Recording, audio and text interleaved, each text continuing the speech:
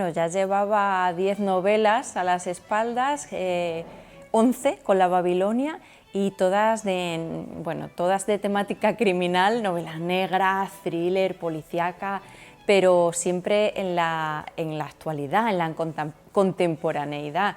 Y yo creo que a todos los escritores en general, que en cualquier profesión, yo diría, pues nos apetecen nuevos retos, ¿no? Probar nuevas cosas. Entonces yo siempre he sido muy lectora de novela histórica, además de lectora de novela negra, y me apetecía dar el salto. Decido ubicar esta historia precisamente en ese momento concreto, ¿no? De 1580, porque ya Sevilla lleva varias décadas siendo ese centro comercial, ese centro neurálgico del viejo y del nuevo mundo.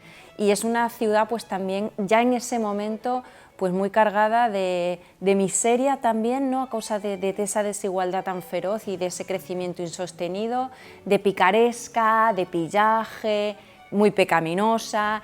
Yo soy muy amiga de los festivales porque me han ido abriendo el camino. Primero los de novela negra y ahora estoy conociendo también algunos festivales de novela histórica, y este es mi segundo festival, Torrent Histórica, que ya me sonaba mucho, ya se ha afianzado, ¿no? y tiene nombre, y pues me apetecía mucho venir.